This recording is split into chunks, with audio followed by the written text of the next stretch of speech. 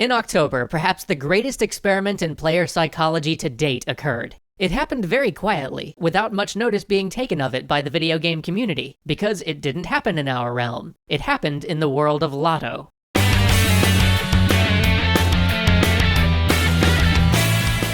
As James writes this, the first great result of this experiment is about to play out. We may do a follow-up episode to this one after we see the results, but today I want to talk about the thinking and the player psychology that drove the experiment, rather than talk about its eventual validity. But for any of you who want to know how this all turns out, since this episode will come out long after we reap our first major data from the experiment, simply look up the Powerball results in the first week of January 2016. So what experiment am I talking about?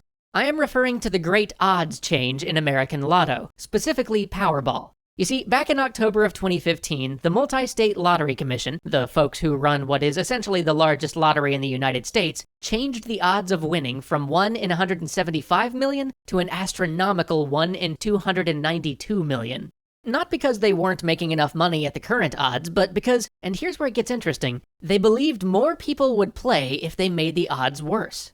Now, to understand the reasoning here, and why the data they have supported that theory, we have to talk a little bit about how Powerball works. Powerball is a simple lotto where you pick 5 numbers and then a 6th bonus number, and if all 6 of your numbers match, you win the jackpot. But here's the important part. If no one wins, the jackpot is carried over, and some of the money players spent on the game is rolled back into the next jackpot. So as long as there's no winner, the jackpot continues to grow. By crashing the odds of someone actually hitting the jackpot, the Lottery Commission basically ensured that the jackpots would grow to higher and higher numbers. And here's the thing that really drove them. They saw that the higher the jackpot was, the more people would decide to play. And since higher jackpots lead to more players, jackpots should follow an exponential curve where, as the jackpots rise, more players come in, putting more money into the system and creating even bigger jumps in the jackpot than previously seen. But this led to a conundrum, because once you hit a certain number of players, you're statistically almost guaranteed to have at least one winner, and when somebody wins the jackpot resets to its baseline starting amount. Meaning that in the past, just when Powerball were starting to see the really astronomical part of the exponential curve of player growth, somebody would win, and interest would die down and the process would start over.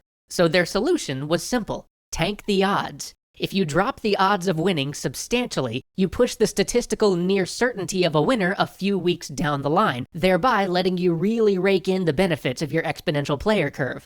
And therein lies the great question. In a system like this, at what point does lowering the odds actually discourage players? Is there such a point above 0? So long as there's at least one winner so people can think that it might be them, does it matter how irrational playing the game is?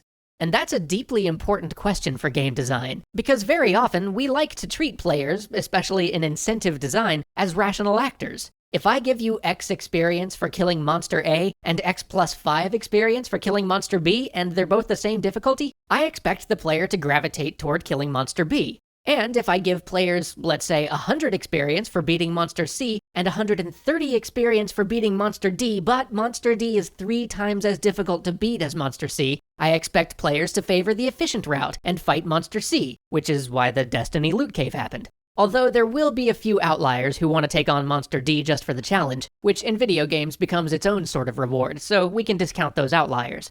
But what this Lotto experiment is saying is that that might not actually be the correct calculus. So long as people think they have a chance at winning, they actually might opt to take a 100-to-1 shot on getting 50 experience rather than a guaranteed 1 experience win, regardless of how interesting or banal the challenge might be. They just need to know about the 50 experience payout. And while you can argue that video games rarely come down to these sort of strict odds calculations, the underlying principle remains. It's the idea of the job versus the big score. This is especially prevalent in MMOs, but it's relevant in all incentive-based games. And the suggestion here is that we should be making more encounters that feel like a big score, even if they're way worse to grind, as opposed to the slow but steady job-like mob and quest systems that many games use today. But there's one other factor to consider when thinking about what the Powerball experiment might mean for games, and no, it's not the extrinsic real-world financial reward of Powerball, but rather what it represents.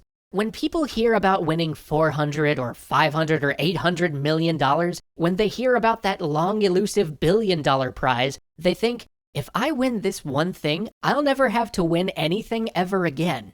which basically isn't an option in a video game. We can't offer a prize that's so big, no matter how bad the odds, that if you won it, you'd win the game and you wouldn't have to do anything ever again. That defeats the whole point of a game. Which ultimately means that it might just work differently in video games than it does in something like the lottery. But there's an argument against that too. Powerball's lowest jackpot is $40 million. Now, most of us would think to ourselves, if I had $40 million, I could probably get through the rest of life okay. And yet, even though the lowest jackpot fits the criteria of the if I win this, I'll never have to worry about winning things again, it attracts far fewer players than the large jackpots do. As I've said, as prizes increase, there's an exponential growth in tickets sold. So even though materially, to most of us, there's not an enormous difference between being handed $100 million and $300 million, more people chase that increase anyway. And the funny thing is, the jackpot gets split among however many players actually get the winning numbers. So as the ticket purchase count climbs and the probable number of winners increases, often in the big payout jackpot scenarios, any single winning individual doesn't actually see a significantly larger payout than in some of the more standard jackpots. So, because of the odds change made in October, the first week of January, the week that we're writing this, sees the largest lotto jackpot in American history at $800 million. If the player turnout and tickets purchased continue to follow the exponential curve that the data up to this point shows, we may have to sit back and reconsider how we build incentive systems in games, especially in MMOs. Not that we'd like to. As a designer, James far prefers to think of players as being rational actors, at least as far as incentives are concerned. But if people really are going to turn out in record numbers to play Powerball this time, even though they have substantially worse odds of winning than in the past, then, well, maybe it's worth at least experimenting with this concept in some future designs. See you all next week.